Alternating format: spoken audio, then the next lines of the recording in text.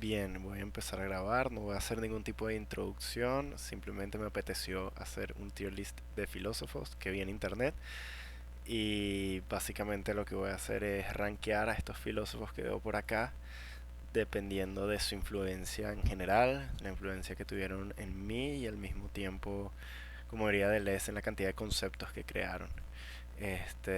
Obviamente no es objetiva esta lista, cada quien tiene sus filósofos de cabecera.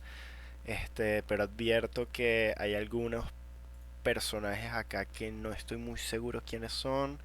Creo que no los identifico por la foto. Supongo que este es Aristóteles. Sin embargo, los tomaré como si fuese Aristóteles cuando llegue el momento. Si hay alguno que me he saltado, que capaz conozca, pero no lo reconozca por la foto, bueno, ya será en otro momento. Pero bien, empezamos por Sócrates y Sócrates irá acá en Groundbreaking, porque es imposible pensar la filosofía sin Platón, sin Sócrates. Todo lo que hemos hecho básicamente es continuar una labor que empezó desde Platón, independientemente, como diría Michel Foucault en su Teatro un filosófico hablando de Gilles Deleuze, independientemente de que siempre se haya intentado invertir el platonismo, siempre nos tenemos que ver la cara con Platón. Y si buscamos los orígenes de la filosofía, a pesar de que están los presocráticos, la filosofía como tal empieza con Platón y Sócrates. Entonces colocar a Sócrates allí es justo y necesario, no puede estar menos.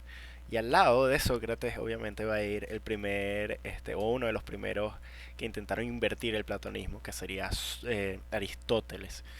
La filosofía de Aristóteles en un principio fue para mí bastante llamativa. Recuerdo que en filosofía clásica mi interés era más que todo hacia Aristóteles porque sentía que Aristóteles tenía una sobriedad impresionante al momento de explicar o exponer su metafísica, su política, su ética, muy alejado de esas ideas platónicas, intentando ver cómo es en verdad la realidad, podríamos decir el primer científico. Ahora bien, es cierto que la filosofía aristotélica no ha tomado, por así decirlo, un nuevo vuelo. No estoy seguro de las nuevas corrientes materialistas si toman Aristóteles, o las corrientes éticas si toman Aristóteles, las contemporáneas me refiero. Sin embargo, a nivel personal, Aristóteles fue en esa filosofía clásica, esos primeros momentos de mi aproximación filosófica, una figura muy importante y es o sea, imprescindible para cualquier estudio de la filosofía. A esta persona no lo conozco. Ahora Schopenhauer. Schopenhauer es muy interesante, pero lo colocaré en mediocre. Básicamente Schopenhauer yo lo veo como una suerte de kantiano que se va más allá de lo que establece Kant, como todos los post-kantianos. Sin embargo, llega un punto en que su filosofía se ve limitada e intenta buscar respuestas en la filosofía asiática. La cuestión es que Schopenhauer no hace mucho para poder generar un sistema filosófico tan fuerte. Es cierto que su forma de escritura es muy accesible, muy prosaica, muy bella. Sin embargo, la forma en la cual Schopenhauer estructura su filosofía no aporta nada nuevo. El concepto de voluntad, de esa voluntad general que aparece allí, del pesimismo en la vida, me parece un poco exagerados. Si bien es cierto que vemos temáticas similares en Nietzsche y en Freud, la cuestión es que en ellos se pule y se llega a un punto en el cual tiene un desarrollo bastante fundamental en el resto de las cosas. No es que en Schopenhauer no esté, sin embargo siento que las propuestas tanto de Nietzsche y de Freud llaman más la atención, son más interesantes. Y por eso lo colocaré allí. Schopenhauer me llamó bastante la atención, sin embargo no, ya pasé esa etapa. Ahora bien, Spinoza. Antes de leer un libro sobre Spinoza, en concreto Spinoza, Filosofía Práctica, yo tenía poco conocimiento de Spinoza por lo muy corto que vimos o que vi yo en la carrera.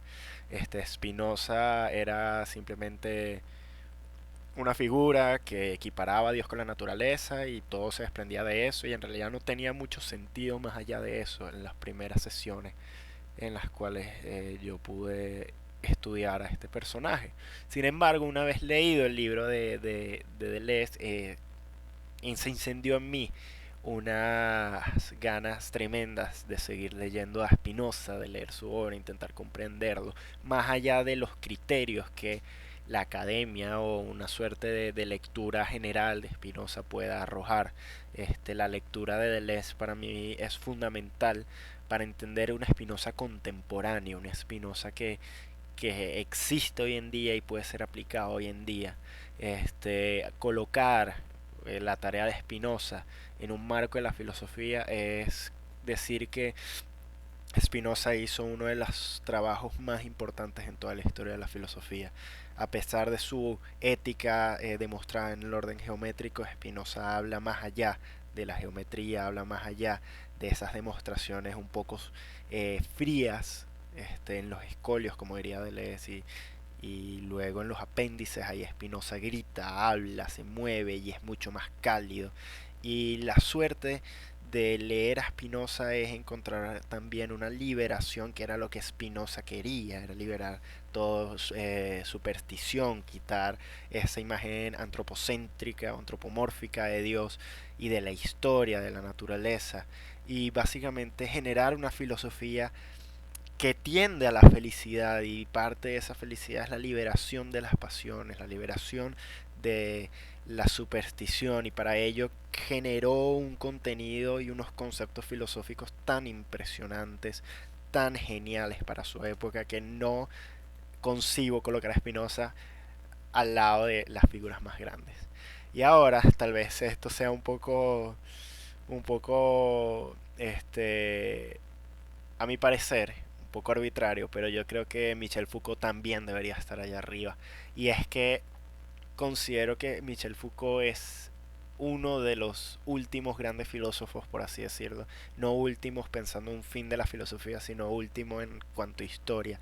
Porque la tarea que realizó Michel Foucault a lo largo de su vida y el legado que deja con sus escritos es siempre creativo, es siempre nuevo, siempre aplicable, siempre fresco, siempre sobrio. Esto es lo que más me llama la atención de Foucault, su sobriedad, su escepticismo a cualquier cosa dada y su vocación a ir y mover hasta la última piedra para generar una arqueología del saber.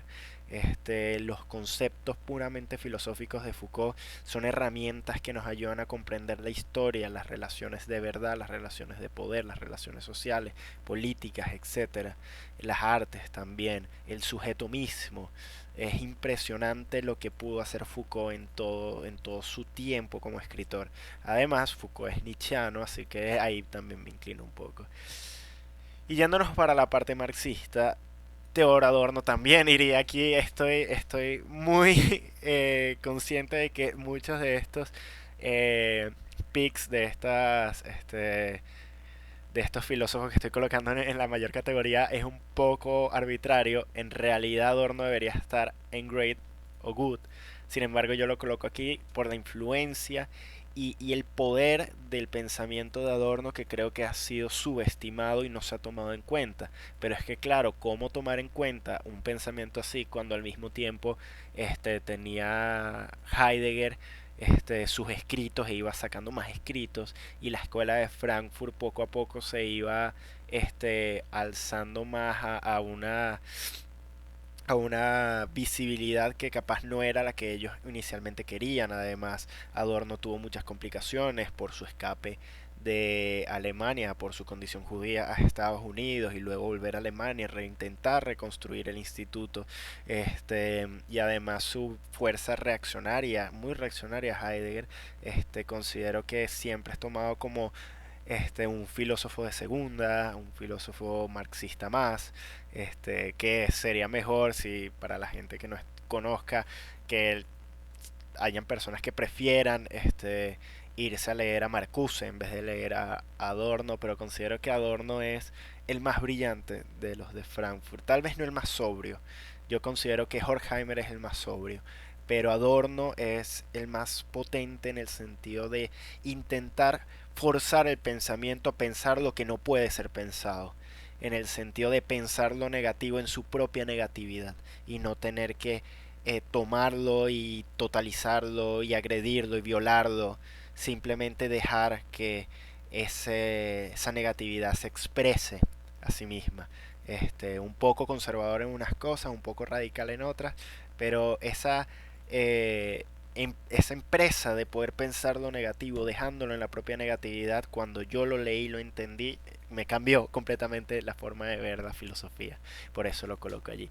Thomas Hobbes lo voy a colocar en grade, porque no podemos pensar o la teoría política moderna, contemporánea, sin Thomas Hobbes.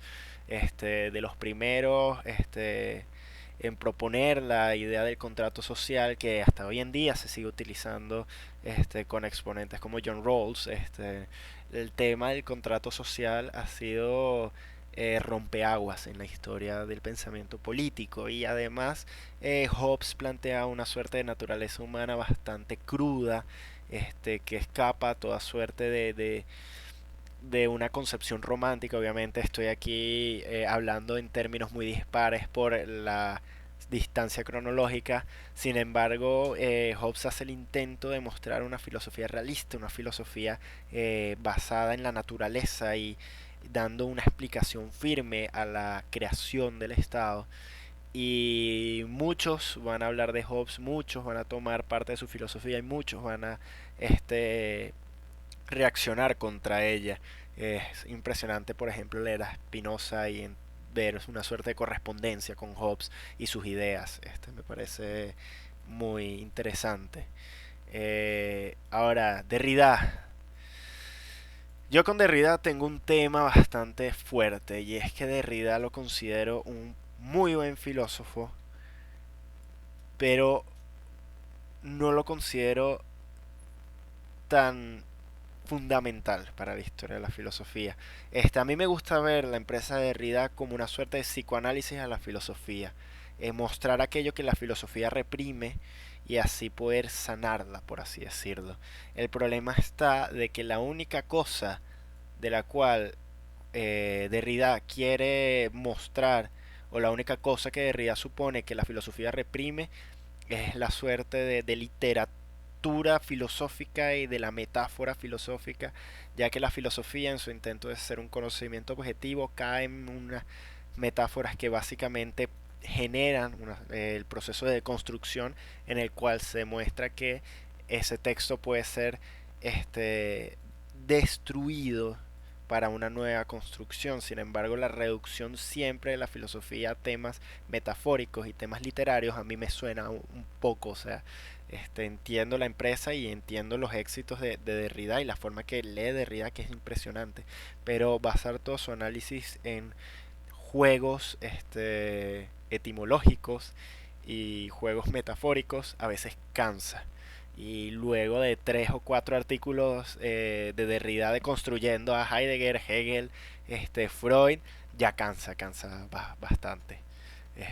Muy importante, muy interesante, siempre importante leerlo, sin embargo no lo puedo colocar más allá. Kierkegaard lo voy a colocar al lado de Derrida porque Kierkegaard es, creo, de los filósofos religiosos el más acertado, por así decirlo. Yo cuando empecé a ver filosofía contemporánea, entendiendo contemporáneo luego de Hegel, al ver a Kierkegaard entendí un paso fundamental en ese momento, que era mi propia experiencia religiosa en los momentos, en ese en esa temprana edad. Todavía tengo temprana edad, pero más temprano todavía. Consideraba que todo lo que decía Kierkegaard en el sentido de Dios, de la religión, de la experiencia individual frente a lo absoluto que es Dios, estaba acertado. Y la fuerza de Kierkegaard de intentar representar una existencia a través de unos estados de ánimo fundamentales que él mismo vivió, me parece una empresa bastante fuerte y bastante admirable. Y además leer la biografía de Kierkegaard tuve la oportunidad de hacer un curso sobre él y es impresionante cómo toma Sócrates, lo actualiza, lo trae al mundo contemporáneo y genera un pensamiento irónico que da cabida a toda su teología. Sin embargo, siento que Kierkegaard está muy cerrado en su propia experiencia individual, en el sentido de entender la sociedad como él la vivía y no a partir de otras experiencias fundamentales que eran distintas a la suya. En su tarea de hacer particular o realzar entre lo universal lo particular, fue universalizando lo particular. Terminó universalizando la existencia con sus tres estadios. A pesar de que es una existencia individual, la experiencia siempre va a ser universal porque ya las redujo a conceptos universales. Este, y bueno, eso es como mi piquiña con Kierkegaard, muy importante para mí, pero no, ya no lo leo tanto. Hannah Arendt, la voy a colocar en bien. Está entre bien y great. La voy a colocar acá, detrás de Thomas Hobbes. Porque ella, a pesar de que no tuvo la influencia que obtuvo Thomas Hobbes, obviamente por temas cronológicos y por la cantidad de ideas y problemas que se presentaron al momento de generar ambos su filosofía, Hannah Arendt es, considero, una de las filósofas más importantes en la teoría política para entender el mundo contemporáneo, sobre todo los totalitarismos y la realidad que vivimos muchos ciudadanos o personas alrededor del mundo. El tema que ella aborda sobre el poder, la violencia, la forma de hacer política, lo político, la condición humana, los totalitarismos en sí, considero que son fundamentales para el estudio de nuestra realidad. Nuestra realidad se puede comprender a través de los escritos de Hannah Arendt y ella arroja luz a muchas cosas que antes siempre quedaban oscuras y muestra problemas o soluciones o caminos a problemas que aparecían sin salida. De verdad, Hannah Arendt es impresionante. Ahora Descartes. Si nos vamos por el tema de la influencia que tuvo Descartes en el mundo filosófico, debería estar acá. Debería estar al lado de Platón, Aristóteles, Sócrates, por su influencia. Sin embargo, lo voy a colocar acá, un poco más abajo, porque siento que el movimiento que realizó Descartes es el mismo movimiento que se presenta en esa modernidad, que Descartes no inaugura en un sentido como tal, se inaugura la, la modernidad filosófica por el tema de encontrar una verdad objetiva a través de la subjetividad humana. Sin embargo, considero que más allá de eso, más allá de la construcción de la duda metódica, de su método cartesiano, de su yo, todo lo que viene después es básicamente una refutación impresionante a la filosofía de Descartes. No se va a hacer esperar para ver sus primeros críticos que tienen razón, que hacen críticas bastante válidas al pensamiento de Descartes. Por eso considero que está ahí. Sin embargo, movimientos similares se vieron, por ejemplo, en Martín Lutero, con todo el tema de las 90 y tantas tesis este, contra la Iglesia Católica. Allí ya se veía una suerte de movimiento. Me están llegando unos mensajes, no lo voy a cortar, esto va a ser comiquísimo. Entonces, bien, seguimos. Simón de Beauvoir. Yo la he leído, pero solamente sus relatos. No he leído su potencia filosófica, así que ya va. En vez de poner aquí garbage, voy a poner no he leído. La voy a poner acá. Solo he leído sus relatos y sus relatos son impresionantes. Todo el mundo debería leer sus relatos. Sin embargo, no tuve la capacidad de leer libros más filosóficos de ella, por lo tanto no voy a emitir ningún juicio acerca de eso. No lo conozco, creo que lo conozco, pero no lo sé. Marx. Marx es posiblemente el filósofo, economista, sociólogo, etcétera, político, activista político, más importante, influyente de los últimos 200 años, de los últimos ciento y pico de años. Em, Sin embargo, mi relación con Marx es muy extraña por el hecho de mi situación subjetiva personal.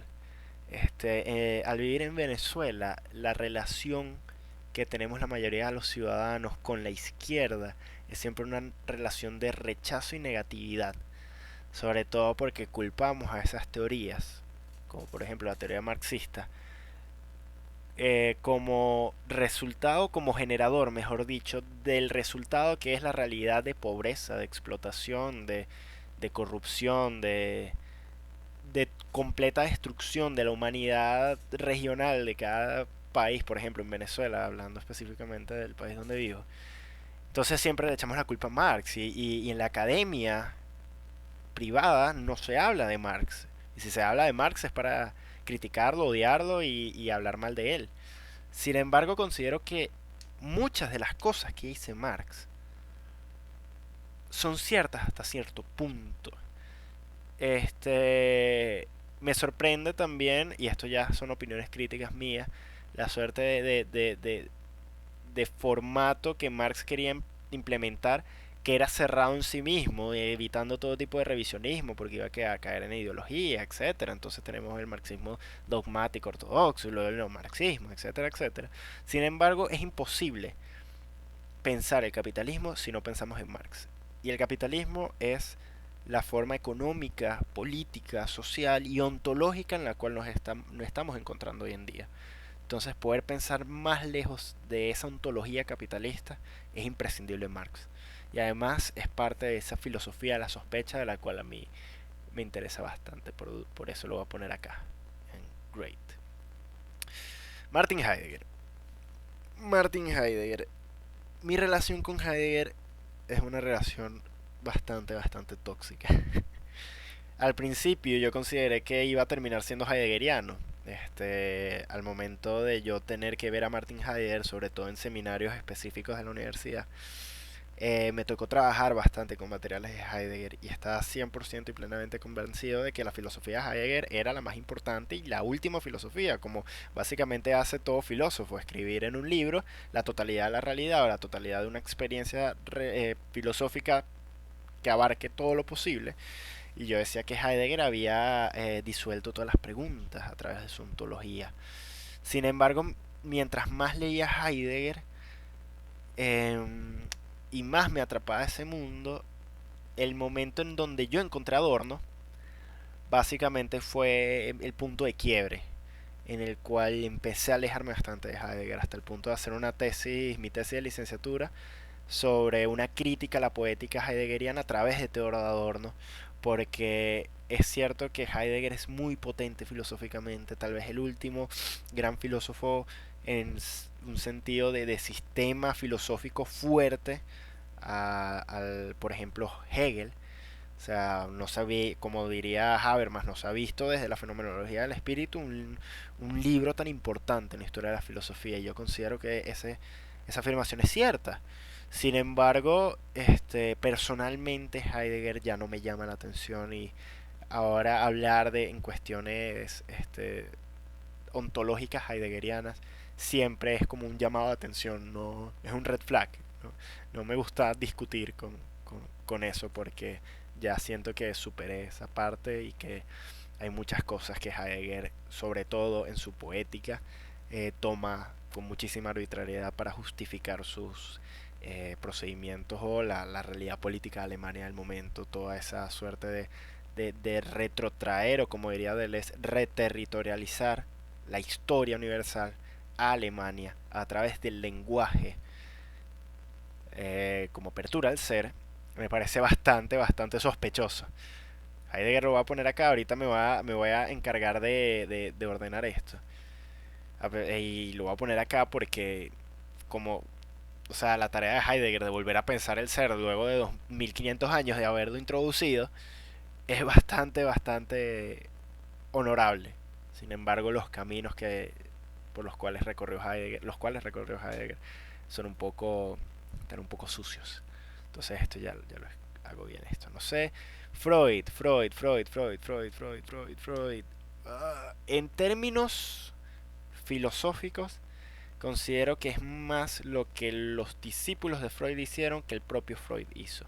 En el libro de Derrida llamado Carta Postal, habla básicamente de la suerte de teorizar de la atesis de Freud, porque Freud no se encarga de filosofar, se encarga de una especulación muy propia de él, que no podemos llamar filosófica.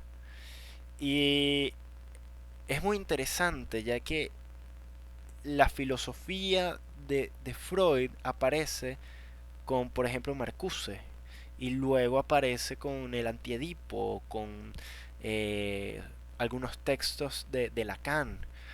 Sin embargo, propiamente Freud, como filósofo, no llega a la altura de estos personajes.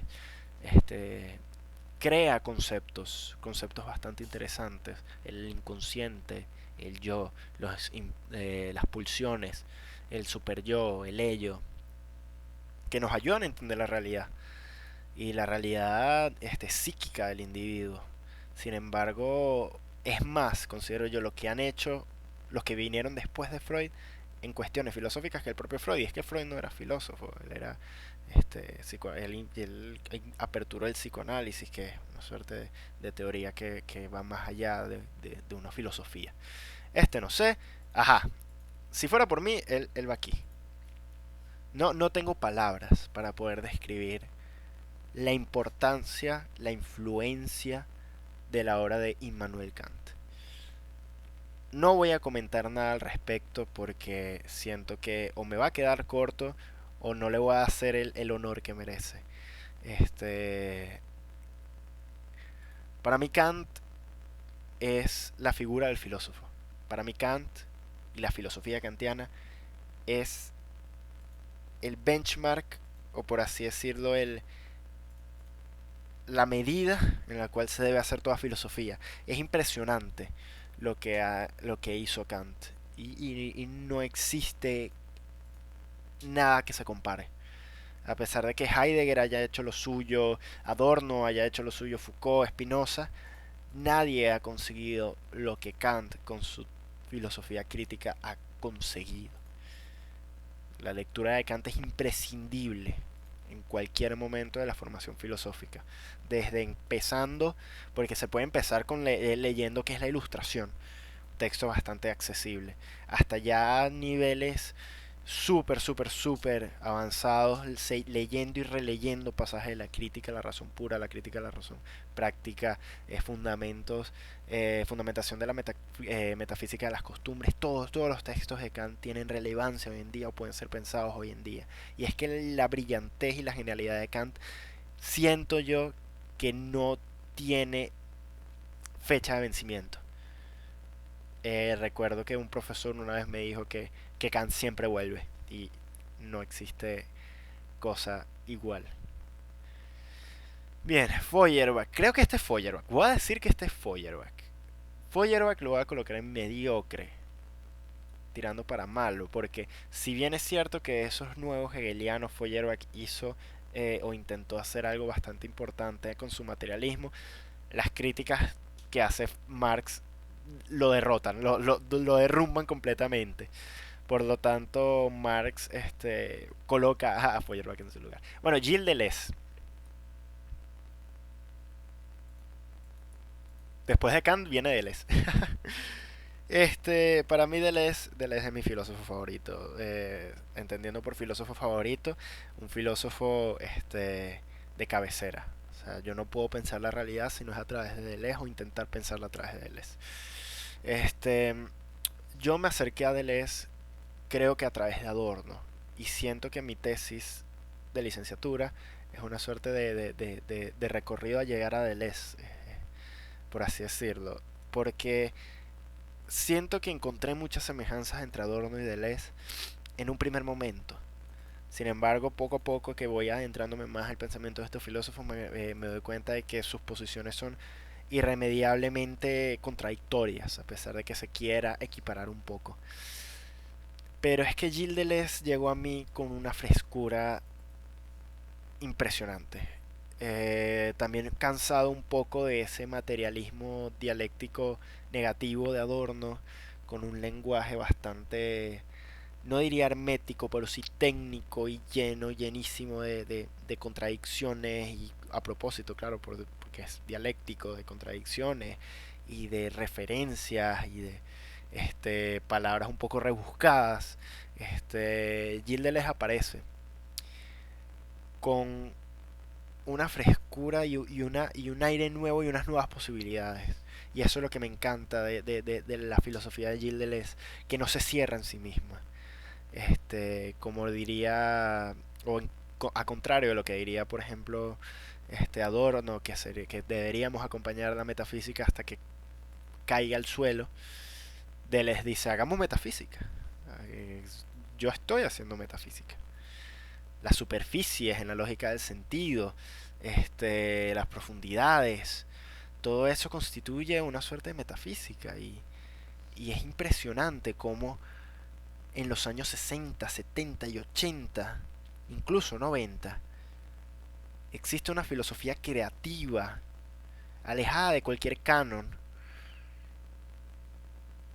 que posibilita unos pensamientos totalmente rizomáticos, porque no existe otra palabra. Su colaboración con Guattari es una locura, en el mejor de los términos. De verdad, Deleuze es para mí el más importante de todos los filósofos que yo he leído, para mí. Es imposible, obviamente, compararlo con Kant, porque son dos como niveles distintos. Sin embargo, la filosofía contemporánea, como diría Foucault, es deleuziana. Entonces, bien, no lo he leído lamentablemente. Judith Butler, leí muy poco de ella, no tengo muchos comentarios que hacer, pero la voy a poner aquí en los primeritos de Good. Porque si bien es cierto que sus postulaciones sobre el género son bastante interesantes, eh, bien es cierto que a nivel filosófico como tal, como una filosofía pura, no tiene tanta fuerza más allá del análisis a un campo de estudio. Lo voy a poner por acá, sí, acá. No lo he leído, no sé quién es, no sé quién es, no sé quién es. David Hume, David Hume. David Hume es bueno, David Hume me parece muy interesante por el hecho de que, primero, él hizo su filosofía a los 13 años. Segundo, intenta hacer una filosofía totalmente escéptica, totalmente generada a partir de las impresiones. Pero yo lo considero más como un experimento que como algo real. Yo entiendo que David Hume es muy importante para la tradición anglosajona, sin embargo lo considero más que todo como un experimento, su filosofía como experimento, que se mantiene y se estructura y se genera y es muy importante y da continuidad a nuevas formas de pensamiento, sí, es totalmente válido, sin embargo no lo veo tan fuerte, no me lo compares con Kant, por ejemplo, con un Marx, no lo encuentro ahí. Stirner no lo he leído, no lo he leído, pero tengo entendido que es precursor del anarquismo. He leído algunas fuentes secundarias sobre él y su configuración de ese egoísmo ontológico no me gusta para nada porque presupone muchísimas cosas que, que hacen de su filosofía un poco vacía. Albert Camus, no he leído sus escritos filosóficos impresionantes, que no los he leído. Sin embargo, los libros que tengo de él, que son como cuatro, que son novelas y obras de teatro, son para mí las mejores cosas que he leído en la vida. Impresionante. Bertrand Russell, lo voy a colocar acá. Por su influencia debería estar por acá, por el hecho de que él ayudó bastante al tema de la fundación de la filosofía analítica. Sin embargo, no lo he leído lo suficiente y siendo sincero no es algo que me llame la atención. George Bataille, acabo de terminar la historia del ojo y voy a colocar a Bataille acá. Lo voy a colocar encima de estos. Incluso lo voy a colocar acá. Y este acá. ¿Por qué? Porque en George Bataille se encuentra la semilla de todo lo que va a venir después, sobre todo en Francia, a la segunda mitad del siglo XX. George Bataille no es filósofo, y eso es lo más impresionante. Y no es hablar con Freud, que él intentó hacer su teoría psicoanalítica, sino que Bataille no le interesaba tanto eso. Bataille quería hacer, exponer la experiencia al límite del exceso, de la transgresión. Y se servía a veces de la filosofía, a veces de la literatura, a veces de la meditación. Pero yo considero que Bataille es tan fundamental para entender todo lo que vino después. Y no solamente como una escalera para saber lo que vino después, sino en sí mismo. El pensamiento de Bataille es muy fuerte, es un choque muy radical y me parece muy importante su lectura. Este verano voy a intentar leerme todo lo que pueda o tenga en la mano de Bataille, porque esa señora ha escrito desde economía hasta de una suerte de teoría sobre la soberanía, ha escrito sobre experiencia, límites, sobre Nietzsche, sobre meditación, sobre pornografía, sobre el sexo, sobre la muerte, ha escrito de todo ese señor y me parece impresionante. Mark Fisher lo voy a colocar acá. Mark Fisher considero que tiene un punto bastante interesante, que es el tema de que no podemos pensar más allá del capitalismo, a pesar de que eso lo tome un poco de Jameson. Sin embargo, considero que Mark Fisher tiene ideas interesantes que tal vez son un poco difíciles de poder centrar. Necesito leer un poco más de él para poder hacer un juicio general. Pero sus ideas o sus tesis principales considero muy buenas. Agamben. Agamben lo voy a poner por acá. Porque pensar políticamente con Agamben es fundamental para entender la contemporaneidad. Agamben muestra con su concepto de biopolítica, del bios y el zoe, una suerte de generación política, o sea, generación como génesis política a través de la exclusión de la mera vida. Y eso me parece interesantísimo. O sea, las aplicaciones y el pensamiento político a partir de eso me parece genial, en verdad. Nietzsche, arriba. El problema con Nietzsche es que es muy controversial y el menos controversial al mismo tiempo. Como nadie lo ha leído bien. Y quien lo ha leído bien lo tiene o por debajo de todos o por encima de todos. Yo lo tengo por encima de todos. Considero que Nietzsche es básicamente todo el siglo XX. Nietzsche es todo el siglo XX. Desde el siglo XIX pensó todo el siglo XX y el siglo XXI. Y todos los problemas que iban a aparecer. Y todas las cosas que iban a surgir. Y todas las problemáticas, controversias, salidas. Todo eso lo pensó Nietzsche. Leí por allí que Nietzsche consideraba que su filosofía era un parteaguas y sí lo era. Sin Nietzsche no hay Foucault, sin Nietzsche no hay Deleuze, sin Nietzsche no hay Heidegger hasta cierto punto. Sin Nietzsche considero yo que no hay Adorno. Porque todo lo que ellos pensaron ya estaba en Nietzsche de alguna u otra forma. De forma implícita, como en Adorno considero, esto es una tesis que yo tengo. O de forma explícita, como por ejemplo Gilles Deleuze o Michel Foucault. Por eso lo voy a poner acá. Además, el libro de Deleuze sobre Nietzsche es impresionante. No he leído a este señor. No me acuerdo su nombre, pero no lo he leído. Cioran lo voy a poner en malo, porque siento que la filosofía de Cioran es muy edgy. No tiene filosofía. La filosofía de Cioran es un conjunto de aforismos edgy hechos para los emos adolescentes entre 16 y 19 años que consideran que eso es filosofía. Esto partiendo de las lecturas que yo he hecho de Cioran. Tal vez, si lea otro libro de Cioran, cambie de opinión, pero eso es lo que a mí me llega, ese pesimismo, ese nihilismo, esa suerte de depresión constante, que es muy fácil simpatizar. Sin embargo, a nivel filosófico es como, bueno, ¿qué me estás diciendo? Que no hay filosofía, entonces, ¿qué estás haciendo? Bien, Locke. Locke lo voy a poner por encima de David Hume porque cuando yo estudié a Locke me gustó mucho Locke y sobre todo la filosofía política de Locke. Sí, entre los tres grandes pensadores modernos de la política, entendidos a saber, Hobbes, Locke y Rousseau, yo me quedo con Locke. Ahora bien, luego de leer muchísimas cosas, me estoy dando cuenta que Locke tiene algunas cositas hay que, que hay que volver a revisar.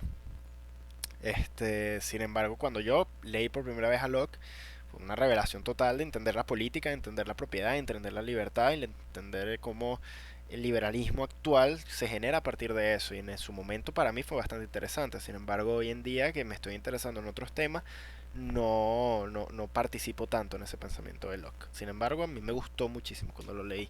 Yo tengo entendido que es odiado por todo el mundo, pero a mí me gustó bastante. No sé quién eres, a ti te voy a poner acá. Porque lo que pasa con Rousseau es su pensamiento romántico, que gracias a Foucault yo me pude liberar de eso, porque presuponer una naturaleza humana 100% buena tiene demasiadas implicaciones. Y todo esfuerzo, como diría Foucault, de intentar volver a esa naturaleza humana rompiendo esas cadenas o moviendo esos switches, es muy iluso. Y Rousseau es muy iluso. Su teoría del contrato social y la voluntad general es interesantísimo. Sin embargo, esa presuposición del hombre así romántico, con ese pensamiento romántico de que no el hombre es bueno y debemos y estamos alienados y nuestras esencias se alienan en la sociedad, me parece un poco exagerado. No te he leído.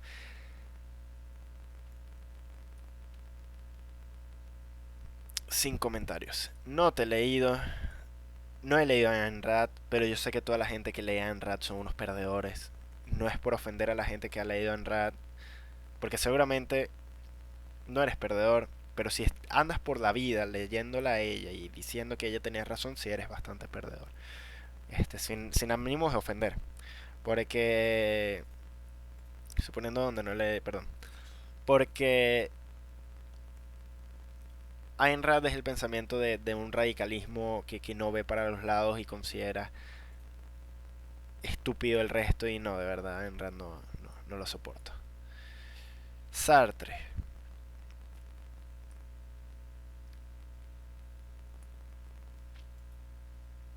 El problema con Sartre es que si ya leíste a Heidegger, no hace falta que leas a Sartre. Si ya leíste a Heidegger, no hace falta que leas a Sartre. Porque si no existiese Heidegger, no habría Sartre. Y a pesar de que Sartre hizo sus colaboraciones bastante interesantes para entender el ser como nada, no me parece tan potente. Sus contribuciones a la imaginación, etcétera, y sus obras literarias, bellísimas. Pero en términos filosóficos, es muy fácil superarlo, considero. Bueno, que ellos lo superen. Yo no, pero ellos sí. Todd May no lo he leído. Levinas, lamentablemente no lo he leído. Bentham tampoco. Más allá de algunos párrafos de la condición humana no lo he leído. Jameson es muy chévere. Jameson es muy bueno, en verdad. Jameson es muy bueno. Su forma de ver a Adorno es muy marxista. Obviamente Adorno es marxista, pero me gusta más la interpretación que hace Susan Bookmorse, entendiendo a Adorno como algo más allá que marxista. Sin embargo, las aportaciones de Jameson en el área de la crítica literaria y en el área de la filosofía dialéctica es muy interesante, muy chévere. No sé, por la foto no sé quién es, tal vez es Chantal Mouffe, pero no estoy seguro. No estoy seguro, Jean Baudrillard. No lo he leído. Stuart Mill no me gusta, no quiero hablar de eso. No te he leído. Creo que este es Nozick, no estoy seguro. Barthes entiendo que sus aportaciones al estructuralismo han sido bastante importantes, pero no lo he leído lamentablemente. Rosa Luxemburgo es bastante chévere. Me gusta muchísimo. Voy a ponerlo enfrente de acá. Rosa Luxemburgo, con su vigor filosófico, es bastante entretenido, bastante chévere. Sin embargo, siento que cae bastante radical, en el sentido de que está este radicalismo que no deja ver alternativas.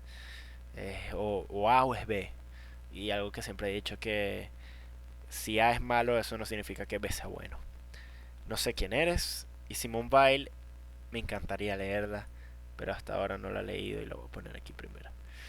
Bien, este ha sido mi tier list. Voy a organizar un poco aquí, dependiendo mis gustos. Ahorita desde mis gustos, voy a poner aquí a Spinoza, voy a poner a Foucault acá, pero voy a poner a Adorno aquí, Heidegger, Sócrates, Platón, Hegel. Hegel porque o sea, es imposible pensar la filosofía sin Hegel hoy en día. Como que o, o, o piensas de forma dialéctica o haces todo lo posible para no pensar de forma dialéctica, pero aún así estás pensando de forma dialéctica. O sea, no hay escapatoria de eso. Hegel inventó la trampa perfecta, que solamente se ha visto, no diría superada, sino enfrentada con la hermenéutica. O sea, tanto la hermenéutica como el, la dialéctica de Hegel son las trampas perfectas. Tú entras y es imposible salir. Tú entras a la dialéctica y es imposible salir. El molino que da siempre vuelta sobre sí mismo. Y tú entras a la hermenéutica, entraste, interpretaciones, sobre prejuicios que en realidad son interpretaciones de X, Y, Z. Yo tengo un tema con la hermenéutica, tal vez haga un video sobre eso. Ahora no es el momento, pero tú entras a la hermenéutica y no sales. Es una trampa perfecta. Pero bien, entonces, aquí tenemos estos señores. A mí me gusta más Bataille que, que Hobbes. Me gusta más Hannah Arendt que Hobbes. De todos estos señores que están acá, me encanta Gamben, a pesar de que lo he leído muy poco. Derrida, me parece bien esto.